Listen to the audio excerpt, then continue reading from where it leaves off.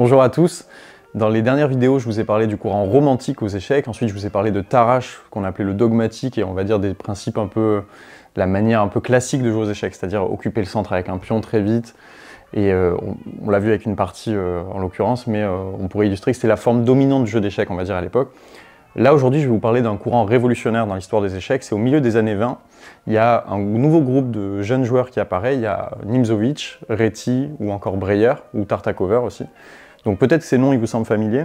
C'est des joueurs qui sont dans l'élite, qui sont dans le top 10 mondial. Et c'est des étoiles montantes des échecs de haut niveau. Et c'est des joueurs qui vont commencer à penser les échecs un peu différemment. Et c'est un peu, voilà, c'est des, je sais pas comment on pourrait dire, mais c'est les hipsters de l'époque.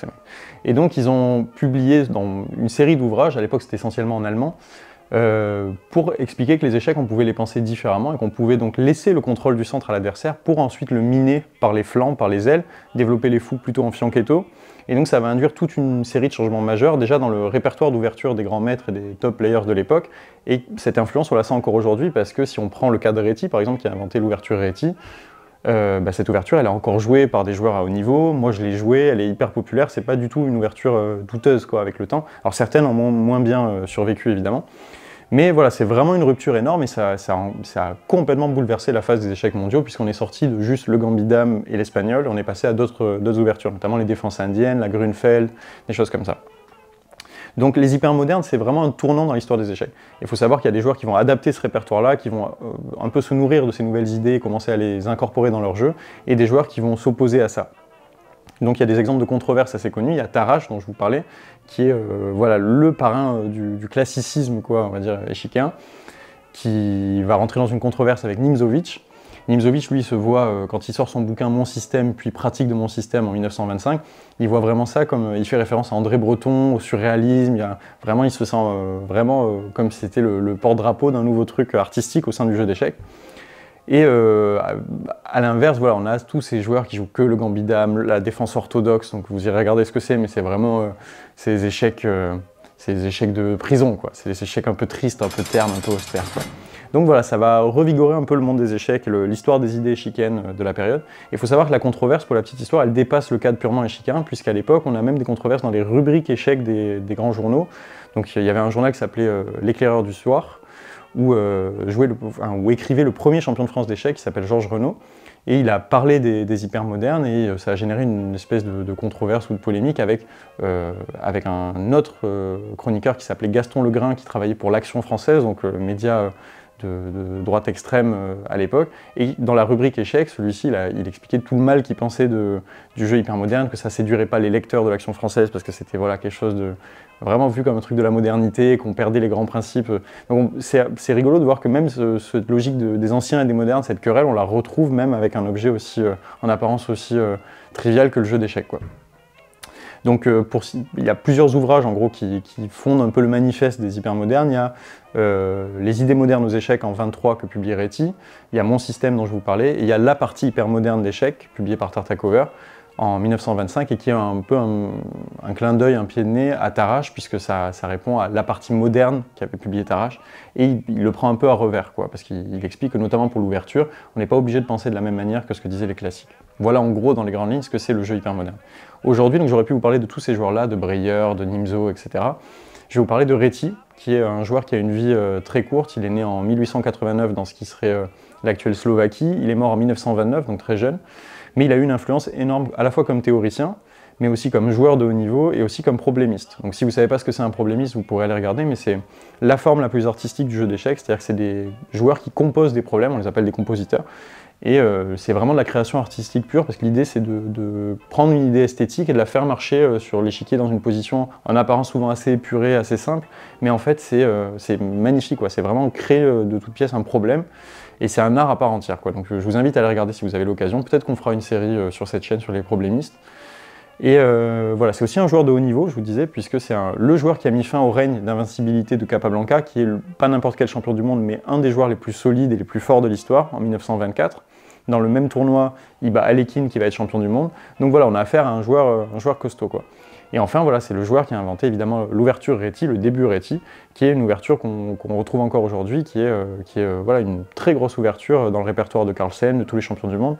Donc voilà, c'est un gros morceau de l'histoire des échecs réti, et je vais vous montrer une partie qu'il a jouée dans le plus pur esprit des hypermodernes.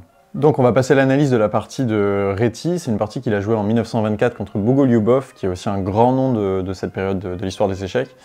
Et donc tout de suite, vous voyez qu'on va parler de l'ouverture, puisque l'ouverture que vous voyez là, cavalier F3 et C4, à l'époque, c'est vraiment c'est ce dont je vous parlais, c'est-à-dire c'est les échecs hypermodernes pur jus, c'est-à-dire que c'est le contrôle du centre par des coups qui en apparence occupent pas le centre avec un pion. C'est-à-dire qu'on est avec un pion de l'aile, on est avec un cavalier, et c'est ce qu'on appelle l'ouverture réti, donc c'est ce qu'a inventé ce joueur avec les blancs.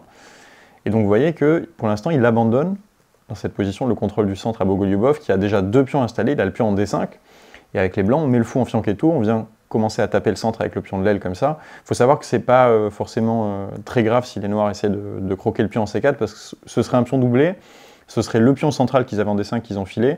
Maintenant, il n'y a plus d'obstacle sur la diagonale de ce fou, et en fait, on va récupérer très facilement le pion C4. Ici, on peut jouer dame A4 échec, fourchette, pour récupérer le pion. On pourrait jouer avec cavalier A3, parfois on peut jouer avec cavalier E5. Il y a plein de coups qui vont permettre d'attaquer ce pion qui n'est pas défendable facilement, puisque le pion B, si les noirs veulent s'accrocher au pion dans certaines variantes, ils vont faire des courants d'air énormes avec la tour qui va flotter à la fin en A8.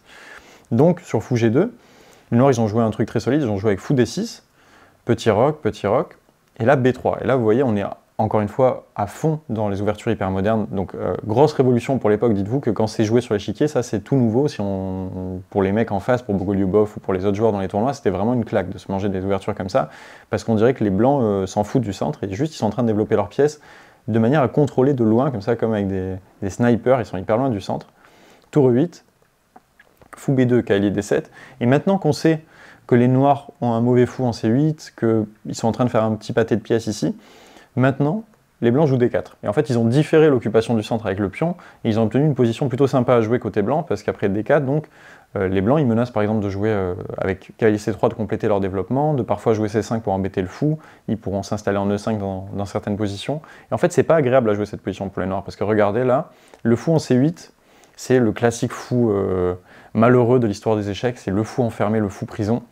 Et en fait, c'est assez simple à jouer côté blanc cette position, c'est plus côté noir qu'on sait pas trop quoi faire avec le fou en C8. Et donc là, Bogolyubov, il a essayé de créer des complications, parce que c'était pas évident de trouver un plan pour les noirs. Alors évidemment, il aurait pu essayer de jouer avec E5, mais il a préféré jouer cavalier E4, qui est déjà un coup ça a l'air compliqué déjà là, pour les noirs, parce qu'après cavalier prend, pion prend, cavalier E5, le fou attaque le pion doublé qui est apparu ici, donc les noirs doivent jouer F5. Au passage, dites-vous que chaque fois que les noirs rajoutent une pièce, un pion sur case blanche comme ça, le fou en C8, il pleure, parce que là, il est dans une position catastrophique. Et là, mettez-vous à la place des noirs, manque d'espace, énorme pâté de pièces, fou en C8 qui bouge pas une oreille. Et donc là, maintenant, il faut chercher à dynamiter ce centre des noirs qui a l'air assez solide. Donc il y a un coup que vous pouvez chercher, c'est juste positionnel pour l'instant, mais c'est un coup qui est important, c'est le coup F3. Et donc vous voyez que les noirs avaient l'impression d'avoir le contrôle absolu du centre, et en fait ils sont en train de tout perdre petit à petit, parce qu'il n'y a pas moyen de garder le centre dans des bonnes conditions, on menace de prendre et de gagner un pion. Si les noirs arrivent à reprendre, ils auront des pions doublés, isolés, catastrophiques, donc là ils sont obligés de céder le centre. Et là c'est important de vous demander comment vous reprendriez ici avec les blancs, parce que évidemment, vous pouvez mettre pause si vous voulez réfléchir, mais c'est de la stratégie, encore une fois, je pense que c'est plus subtil que les combinaisons, que chercher un mat en 5 ou un truc comme ça. Mais ça demande le même entraînement, je pense, de vous mettre en situation, de vous dire comment je reprendrai ici avec les blancs. Évidemment, il faut reprendre du fou, puisqu'en reprenant du fou, on se donne la possibilité de jouer E4 par la suite, et d'avoir un gros contrôle du centre. S'il avait pris du pion, ce serait pas la même chose, il aurait enfermé son fou, ce serait sûrement sympa pour les blancs aussi, mais c'est plus exactement le même type d'avantage, quoi.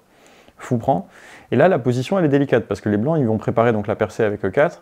Si les noirs essayent de tout liquider en échangeant en E5 comme ça, même après avoir fait échec, ils vont pas forcément régler leurs problèmes dans cette position, parce qu'après un échange là, vous voyez, le fou dramatique en C8, il est emmuré par ses propres pions, il n'y a aucun monde où on va pouvoir jouer fou D7, parce que la case est contrôlée par la tour, on ne peut pas jouer tour D8 avec les noirs, ça c'est complètement foutu, ce serait complètement foutu pour les noirs. Donc ici, après fou prend, les noirs ils ont joué dame C7 pour remettre la pression ici, les blancs échangent en D7, donc encore une fois, voilà la tristesse du fou en D7, E4, qui était le coup évidemment que préparait Réti avec les blancs.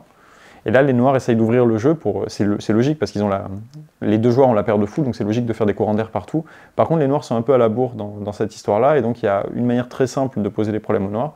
Donc le coup c'est 5, on vient attaquer le fou en D6 qui est obligé de rentrer à la maison en F8 pour pas interrompre la colonne de la tour.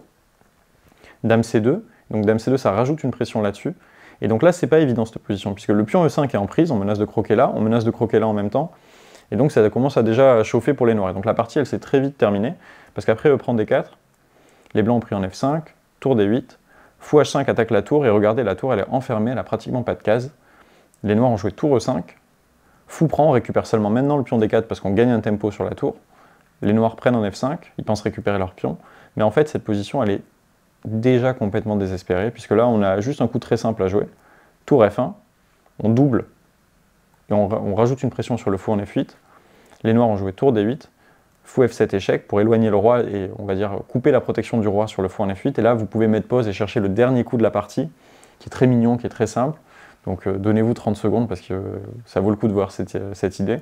Fou E8, et en fait tout simplement on libère la pression sur le fou en F8 et on menace mat. Si l'adversaire ramasse le fou qui est gratuit en E8, on sacrifie la dame en F8, et après tour prend, le roi qu'on a éloigné au préalable, il est mat en H8, il est coincé dans l'angle. Donc vous voyez qu'il a gagné de manière très tranquille en fait cette partie. Je vous montre juste la fin au cas où, pour que ce soit clair. La variante dont je vous parlais, c'est celle-là. Et en fait, très simplement, après fou E8, il n'y a plus de coups, donc les noirs ont abandonné. Juste si on devait résumer ce qui s'est passé dans cette partie, d'un point de vue historique, c'est surtout l'ouverture qui nous intéresse, c'est-à-dire qu'on est milieu des années 20 et cette manière de jouer, elle est révolutionnaire, mais si vous ouvrez n'importe quel tournoi sur n'importe quel média aujourd'hui qui diffuse des parties d'échecs de haut niveau, cette ouverture, vous allez la voir, je sais pas, une partie sur 3, quoi, pratiquement. Donc rien de nouveau aujourd'hui. Par contre, à l'époque, vraie révolution, et vous voyez que les noirs n'ont pas réussi à sortir la tête de l'eau. Ils se sont fait un mauvais fou en C8, et jamais, à aucun moment donné, ils ont pu essayer de pousser E5 dans de bonnes conditions. Quand il arrive finalement à pousser E5, c'est trop tard, puisque les blancs ont un contrôle absolu du centre, alors qu'on pensait que les blancs avaient renoncé au contrôle du centre. En fait, vous voyez, c'est les blancs qui ont pris le dessus en fait, dans ce domaine du jeu, quoi. Donc voilà, ça me semblait intéressant de vous présenter la partie de Réti, d'évoquer les apports aussi de ce joueur dans l'histoire du jeu, parce que c'est vraiment une grosse figure incontournable. Et j'espère que ça vous donnera envie de jouer la Réti dans vos propres parties.